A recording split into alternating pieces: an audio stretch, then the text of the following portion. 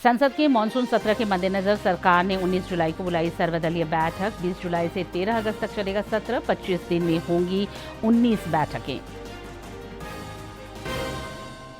स्वास्थ्य मंत्री ने देवघर सदर अस्पताल का किया निरीक्षण। व्यवस्थाओं पर जताया संतोष। श्रावणी मेला में आने वाले श्रद्धालुओं को बेहतर सेवा देने का संकल्प, रहेगी मुकम्मल व्यवस्था। खूंटी में हथियार समेत पीएलएफआई का उग्रवादी गिरफ्तार। पूर्वी सिंहभूम के बहरागोड़ा में 3 तस्करों के पास से करीब 1.5 करोड़ रुपए मूल्य का पन्ना बरामद। हजारीबाग में नशा मुक्ति के संदेश के साथ दौड़ प्रतियोगिता आयोजित। जिला स्तरीय तैराकी प्रतियोगिता में प्रतिभागियों ने दिखाया दम, विजेता सम्मानित।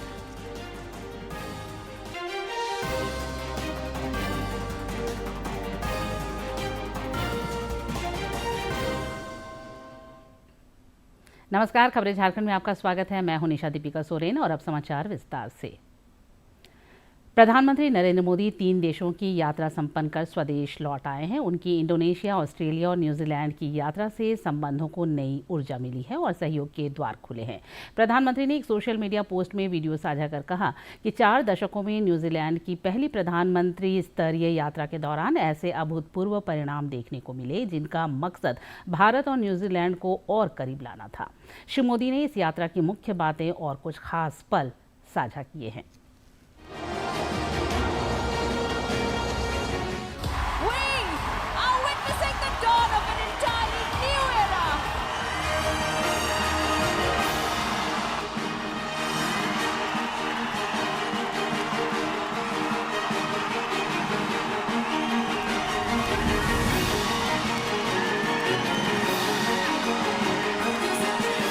Tonight, New Zealand makes history.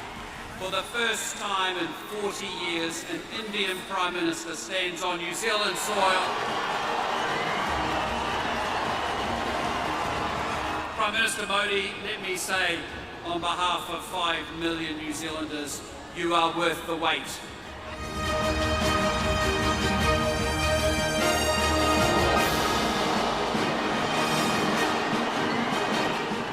ये मफलर जो आप देख रहे हैं, ये 25-30 साल पहले मुझे न्यूजीलैंड के एक साथी ने दिया था। इतने साल में मैंने कई बार इसका उपयोग किया और आज भी इसे बहुत संभाल करके रखा है, जैसे आपके प्यार को संभाल के रखता हूँ।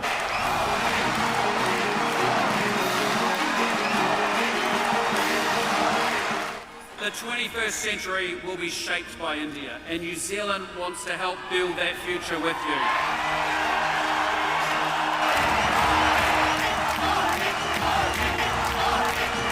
हमारे सामने अवसरों से भरा खुला समुद्र है, पाने को काफी कुछ है और मैं जानता हूं हम सफल होंगे। हम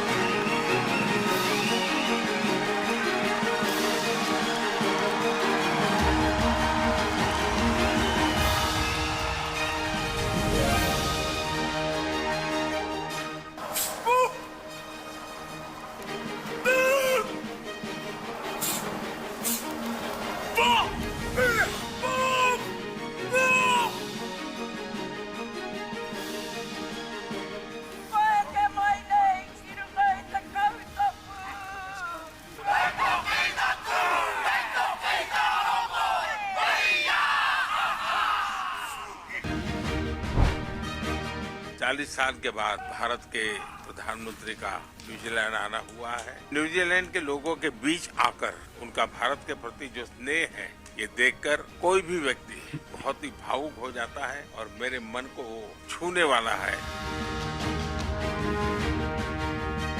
यह माइलस्टोन हमें और अधिक ऊर्जा और अधिक विश्वास के साथ आगे बढ़ने के लिए प्रेरित करेगा।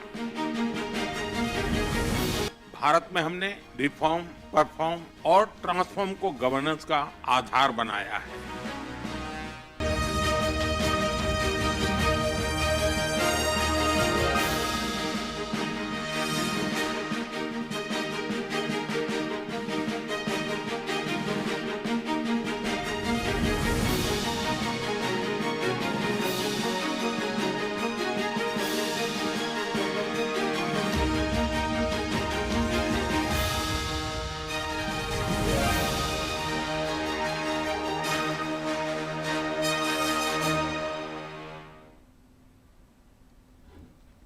भाजपा के राष्ट्रीय प्रवक्ता संबित पात्रा ने कहा है कि प्रधानमंत्री की 3 देशों की यात्रा से भारत की इंडो पैसिफिक क्षेत्र में कूटनीतिक पहुंच बढ़ी है। प्रधानमंत्री ने राष्ट्रीय हितों को सुरक्षित किया है। महासागर विजन को भी इस यात्रा से मजबूती मिली। क्षेत्र में भारत की कूटनीतिक सक्रियता को लेकर बीजेपी ने प्रधानमंत्री नरेंद्र मोदी की जो विदेश नीति है उसको बेहद अहम बताया है। बीजेपी प्रवक्ता संबित पात्रा ने कहा है कि प्रधानमंत्री नरेंद्र मोदी की सेशल्स और इंडोनेशिया यात्राओं के जरिए हिंद महासागर के पश्चिमी और पूर्वी हिस्सों के देशों के साथ रणनीतिक संबंधों को और ज्यादा मजबूती मिली है। प्रधानमंत्री सेशल्स गए थे। ये संसद का मानसून सत्र 20 जुलाई से 13 अगस्त तक चलेगा। सदन के सुचारू संचालन के लिए सरकार ने इससे पहले 19 जुलाई को सर्वदलीय बैठक बुलाई है। 25 दिन के मानसून सत्र में कुल 19 बैठकें होंगी। तो सरकार ने बुलाई है सर्वदलीय बैठक और संसद सत्र से पहले इस सर्वदलीय बैठक को बुलाया गया है, जहां पर 19 जुलाई को ये सर्वदलीय बैठक जो है वो होगी। 20 जुलाई 2026 से शुरू हो रहा है मॉनसून सत्र। अब ये 13 अगस्त 2026 तक चलना है। 25 दिन के सत्र में करीबन 19 बैठकें होंगी। अब इन 19 बैठकों में महत्वपूर्ण ये है कि लोकहित जनहित से जुड़े हुए जो मुद्दे हैं वो उठाए जाते हैं, उन पर चर्चा होती है और इसीलिए सरकार मानती है कि सार्थक बहस के लिए ये एक अहम मंच है और इस सार्थक बहस के लिए सभी दलों का एक साथ आना बेहद जरूरी है, क्योंकि तमाम कई ऐसे विधेयक हैं जो लोकहित से जुड़े हुए हैं। रक्षा राज्य मंत्री संजय सेठ स्ट्रीट वेंडर्स के कल्याण को लेकर गंभीर नजर आ रहे हैं। उन्होंने आज रांची की महापौर रोशनी खलखो के साथ रांची के पंडरा थाना के समीप खाली जमीन का निरीक्षण किया ताकि स्ट्रीट वेंडर्स को रोजगार के लिए स्थायी व्यवस्था कराई जा सके। श्री सेठ ने कल निगम की बोर्ड की बैठक में इस मामले को प्रमुखता से उठाया था और आज वे इस दिशा में सक्रिय दिखे। उन्होंने श्रमिकों और छोटे व्यवसायियों को बेहतर सुविधा उपलब्ध कराने का संकल्प जताया। स्वास्थ्य मंत्री इरफान अंसारी ने आज देवघर सदर अस्पताल का निरीक्षण किया। इस दौरान उन्होंने सेवाओं और व्यवस्थाओं पर संतोष जताया। उन्होंने श्रावणी मेला में आने वाले श्रद्धालुओं को बेहतर सेवा देने का संकल्प जताया और कहा कि स्वास्थ्य सेवा को लेकर व्यापक प्रबंध किए जा रहे हैं। राजकीय श्रावणी मेला के सफल आयोजन को लेकर विभाग पूरी तरह तत्पर है। श्रद्धालुओं की सुविधा के लिए पर्याप्त संख्या में एम्बुलेंस, बाइक एम्बुलेंस और चिकित्सा टीम तथा अन्य स्वास्थ्य सुविधाएं सुनिश्चित की जाएंगी ताकि किसी भी आपात स्थिति में प्रभावी ढंग से निपटा जा सके।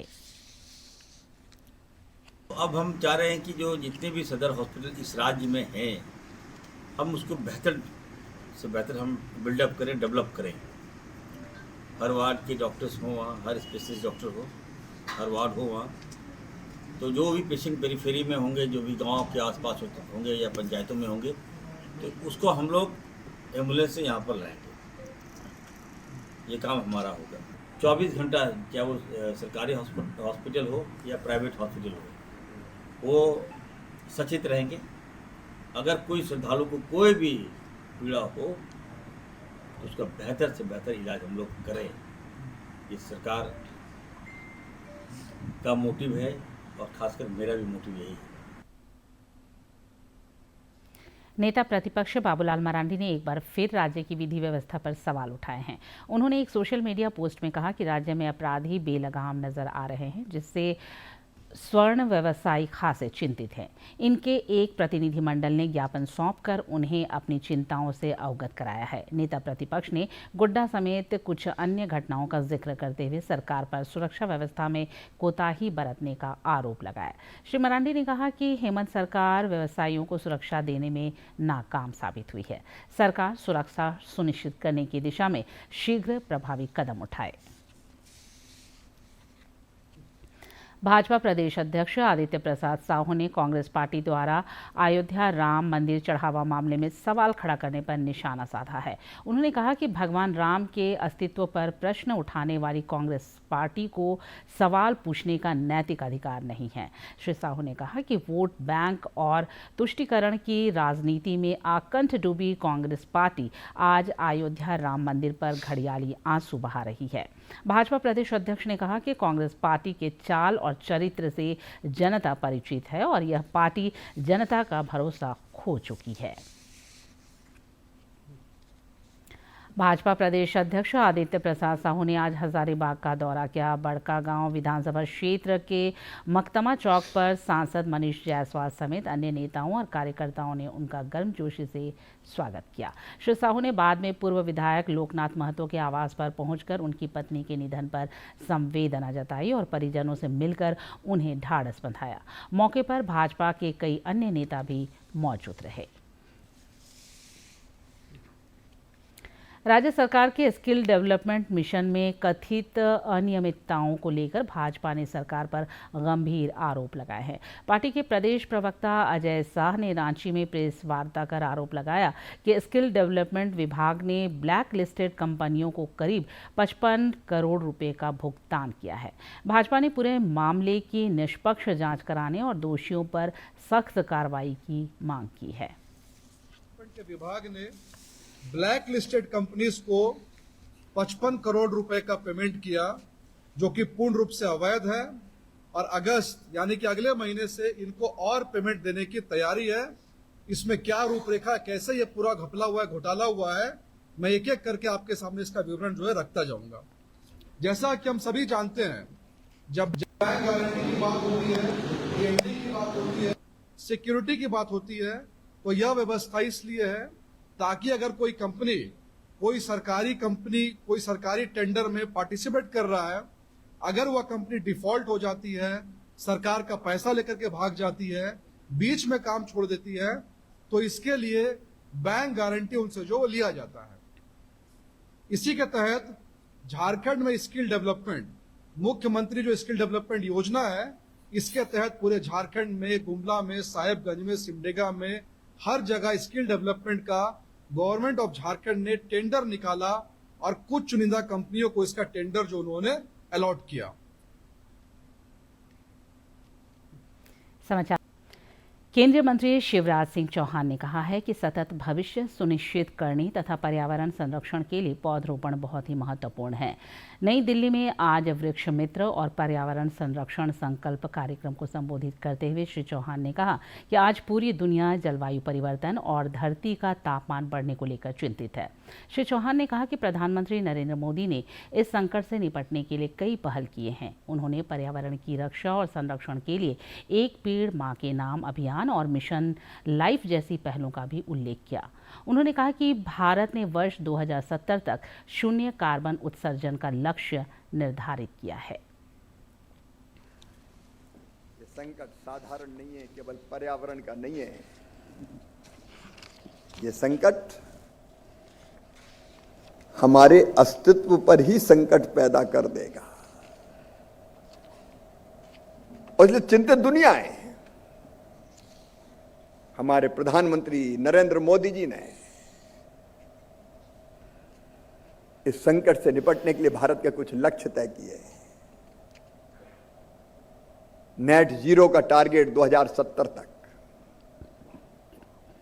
मैं उस पर बाद में आऊंगा, लेकिन 2050 तक अगर यह स्थिति रही तो पर्यावरण के संकट के कारण कैसी विकट स्थिति होगी। आज मैं चेताना चाहता हूं, संयुक्त राष्ट्र संघ, मैं नहीं कह रहा,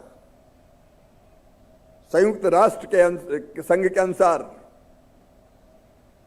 2050 तक यह स्थिति ही तो दुनिया के शहरों में 2.4 अरब लोग जल संकट का सामना करेंगे, पानी के लिए परेशान होंगे। यदि से अभी से जल संरक्षण नहीं किया गया तो पीने के पानी की समस्या और गंभीर होगी। और यह अनुमान भी है कि 2050 तक लगभग 1 अरब लोगों को बाढ़, समुद्र के बढ़ता हुआ जल स्तर और अन्य जलवायु आपदाओं के कारण अपना घर छोड़ना पड़ेगा। इसी रिपोर्ट के अनुसार जंगल कम होने का मतलब कम वर्षा, अधिक गर्मी, जैव विविधता को नुकसान और 2030 तक उपलब्ध पानी की तुलना में पानी की मांग 40% अधिक हो जाएगी। हर वर्ष लगभग 21 लाख भारतीयों की मृत्यु वायु प्रदूषण से जुड़ी समस्याओं के कारण होती है।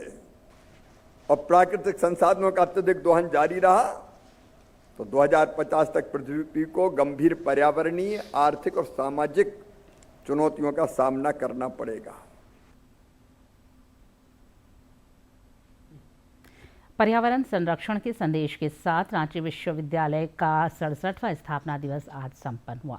स्थापना दिवस समारोह के तीसरे और अंतिम दिन विश्वविद्यालय प्रशासनिक कार्यालय परिसर में पौधरोपण कर पर्यावरण संरक्षण का संदेश दिया गया। इस दौरान कई गणमान्य लोग मौजूद रहे। उपस्थित लोगों ने इन वृक्षों के संरक्षण का भी प्रण लिया और सबों को पर्यावरण संरक्षण के लिए प्रेरित किया।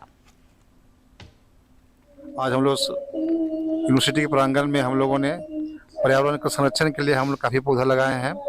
उसमें सभी पदाधिकारी और हमारे शिक्षकगण, प्राचार्यगण सभी मिलके आज हमारे कैंपस को हमने काफ़ी पौधा लगाए हैं।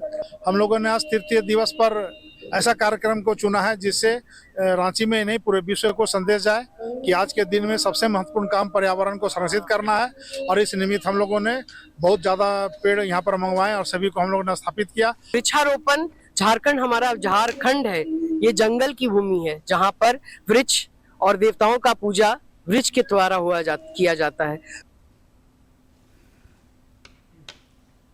भारतीय ज्ञान परंपरा, संस्कार और गुणवत्तापूर्ण शिक्षा को समर्पित विद्या भारती ने रांची के नगड़ी स्थित शैक्षणिक नगर में मेधावी विद्यार्थियों के लिए सम्मान समारोह आयोजित किया।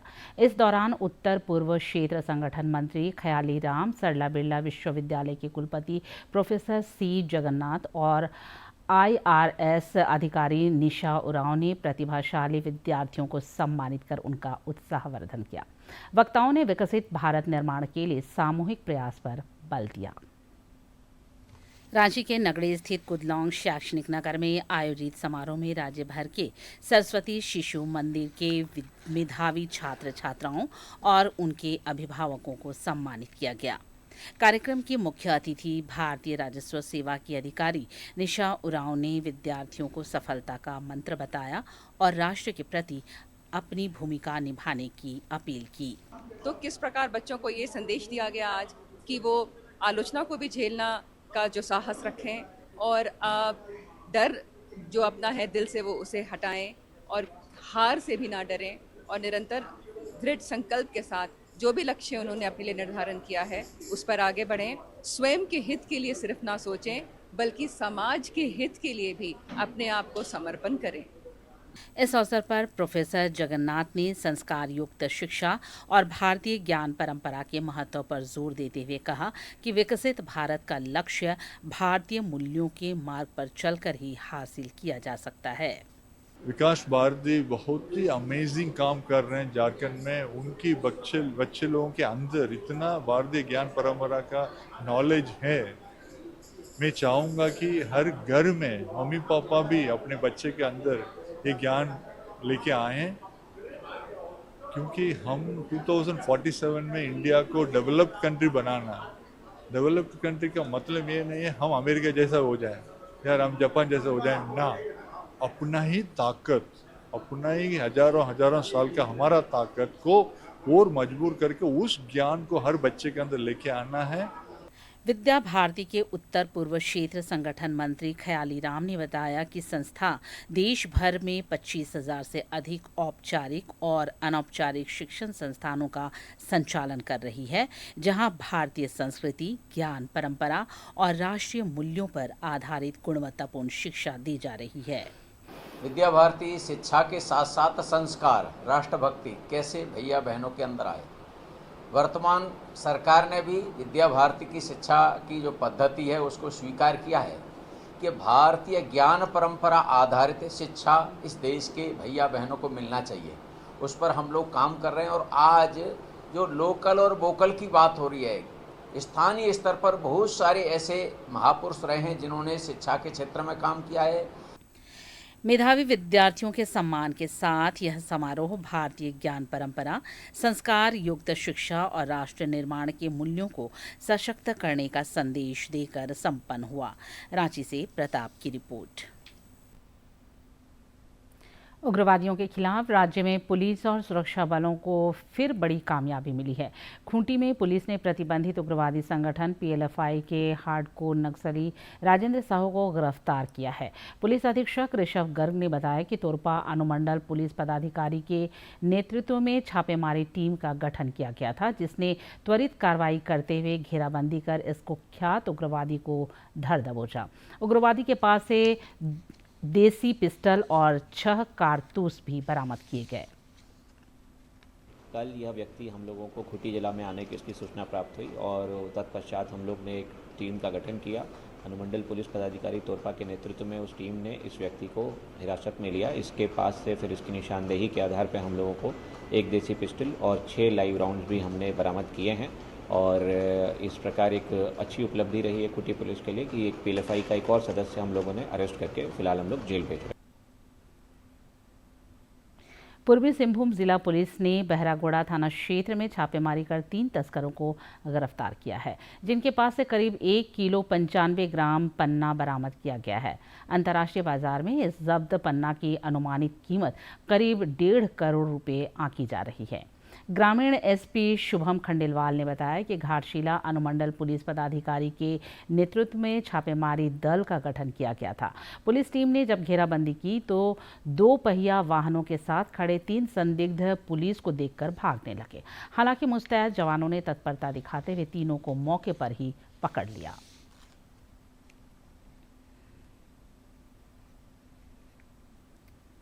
बहरागोड़ा बस स्टैंड के पास से 3 तस्करों को गिरफ्तार किया, कुल 1 केजी 95 ग्राम पन्ना के साथ, जिसकी अनुमानित मूल्य 1 से 1.5 करोड़ के आसपास हो सकती है, डिपेंडिंग अपॉन इट्स प्योरिटी। और ये जो 3 व्यक्ति गिरफ्तार हुए हैं, इनका नाम विनय पातर, सिद्धेश्वर कालिंदी और स्नेहाशीष मंगराज है। और इनमें से एक व्यक्ति विनय पातर जो है, उसका पूर्व में सेम पन्ना के मामले में आपराधिक इतिहास है। ये 18 केस नंबर है गुड़ाबंदा थाना का, इसमें ये जेल जा चुके हैं। तो कुल इस प्रकार से मतलब 1.095 केजी पन्ना और 2 मोटरसाइकिल और इनके 3 फोन और कुल 2300 रुपये नकद के साथ इनको गिरफ्तार किया गया। आज विश्व पेपर बैग दिवस भी है। इसका मुख्य उद्देश्य प्लास्टिक प्रदूषण को कम करना और पर्यावरण के प्रति जागरूकता बढ़ाना है। राजधानी रांची की हुस्ना बानो ने पेपर बैग को जीवन का आधार बनाया और कई अनाथ बच्चों के मां होने की भूमिका अदा की। वहीं कई लोगों ने पेपर बैग को आजीविका का साधन भी बनाया है। 12 जुलाई को हर साल विश्व पेपर बैग दिवस मनाया जाता है। यह जहां एक ओर पर्यावरण संरक्षण के प्रति जागरूकता बढ़ाता है, वहीं कई परिवार ऐसे हैं जिनकी आजीविका इन्हीं पेपर बैग्स पर निर्भर है। रांची की हुस्ना बानो पेपर बैग यानी कि ठोंगा का निर्माण कर कई अनाथ बच्चों का पालन कर रही हैं। हम 46 साल से कर रहे हैं बेटा, बाल बच्चे हम पोस रहे हैं। 46 साल हो गया मेरा पोसते हुए। दूसरी बात कि मेरा रहने का एक बस ठाव नहीं है, और नहीं तो बेटा हमारा तो ही कामे है और ही हम करिए रहे। ठोंगा ही बना करके हम लोग जी खा रहे, आज से नहीं, बचपन ही से। इधर रांची के वेंडर मार्केट में बीते कई साल से राजू झालमुढ़ी का व्यापार कर रहे हैं और उनके झालमुढ़ी की मांग काफी अधिक है। वो भी झालमुढ़ी के लिए कागज के ठोंगे का इस्तेमाल करते हैं। उन्होंने बताया कि कागज के बने ठोंगे से पर्यावरण को कोई नुकसान नहीं होता। कागज के ठोंगा में बेचते हैं, इसलिए इसका कोई नुकसान नहीं है। किसी को कहीं फेंक दिया तो वहाँ गल जाता है कागज, पानी से भी या पैर से भी। वहीं झालमुढ़ी की शौकीन ग्राहक ने बताया कि कागज आसानी से उपलब्ध हो जाता है और इससे पर्यावरण संतुलन भी बना रहता है। प्लास्टिक उपयोग करने से बीमारी होता है और ठोंगा से उपयोग करने से बीमारी इसमें नहीं आता। विश्व पेपर बैग दिवस सिर्फ प्लास्टिक के विकल्प को अपनाने का संदेश नहीं देता, बल्कि यह भी बताता है कि एक छोटा सा पेपर बैग किसी की आजीविका का साधन बन सकता है और पर्यावरण संरक्षण में भी अहम भूमिका निभा सकता है। रांची से सौरभ कुमार के साथ प्रणय प्रबोध की रिपोर्ट। आज राष्ट्रीय सादगी दिवस है। यह दिवस महान चिंतक और लेखक हेनरी डेविड थोरो की जयंती पर मनाया जाता है। इस मौके पर रांची के लोगों ने सादगी को बेहतर जीवन का आधार बताया। इस दौर में सादगी का महत्व पहले से कहीं अधिक बढ़ गया है। राष्ट्रीय सादगी दिवस लोगों को यह संदेश देता है कि जीवन में संतुलन, संतोष और सरलता ही वास्तविक खुशी का आधार है। रांची वासियों ने कहा कि सादगी केवल पहनावे या रहन सहन तक सीमित नहीं, बल्कि सोच और व्यवहार में भी झलकनी चाहिए। सादगी से जीवन जीने का मतलब यह है कि भाई हमारे जो बाहरी आवरण में जो सादगी है, उससे ज़्यादा हमारे अंदर में उस सादगी का एक सादगी की भावना होनी चाहिए। और सादगी की भावना अंदर में रहने का मतलब है कि दूसरे के प्रति एक बैर भाव ना रखें, आपसी सहयोग के साथ काम करें। किसी भी क्षेत्र में आप कहीं पर, आप अपने कार्यालय में काम कर रहे हो, आप फील्ड में काम कर रहे हो, सब जगह पे अपने लोगों के साथ में मिलजुल करके काम करें। कभी किन्हीं से कोई अगर कोई जूनियर से अगर कोई मिस्टेक हो जाए, उनको क्षमा करें, उनको मार्गदर्शन दें। बदलती जीवन शैली और सोशल मीडिया के प्रभाव के बीच लोग अक्सर दिखावे की होड़ में शामिल हो जाते हैं। ऐसे में राष्ट्रीय सादगी दिवस हमें अपनी ज़रूरतों और इच्छाओं के बीच संतुलन बनाने की सीख देता है। रांची के कमल कुमार ठाकुर ने बताया कि सादा जीवन अपनाने से तनाव कम होता है और जीवन अधिक व्यवस्थित बनता है। बूढ़े बुजुर्ग पुराने लोग एक कहावत कह के गए हैं कि सादा जीवन उच्च विचार, तो वो ऐसे ही नहीं कहें, वो अपने में उस सादगी को आत्मसात करते हुए उसके बाद इस शब्दों को कहे हैं। और आज के युवा जो है और आज के पीढ़ी को मैं हमेशा इस बात से कहता हूँ कि अगर सादगी सीखना है तो ये पेड़ पौधों से सीखो। ये किसी से कुछ लेते नहीं हैं, ये किसी न किसी को कुछ देते हैं। अगर ये पेड़ पौधे हैं तो हम सांस ले रहे हैं। तो मेरा मानना है कि बच्चों को पुराने खेल, पुराने ढर्रों पर लौटना चाहिए। विशेषज्ञ भी मानते हैं कि सादगी केवल व्यक्तिगत जीवन ही नहीं, बल्कि समाज और अंत में मुख्य समाचार एक बार फिर।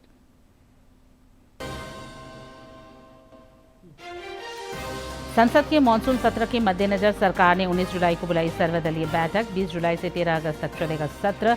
25 दिन में होंगी 19 बैठकें। स्वास्थ्य मंत्री ने देवघर सदर अस्पताल का किया निरीक्षण, व्यवस्थाओं पर जताया संतोष। श्रावणी मेला में आने वाले श्रद्धालुओं को बेहतर सेवा देने का संकल्प, रहेगी मुकम्मल व्यवस्था।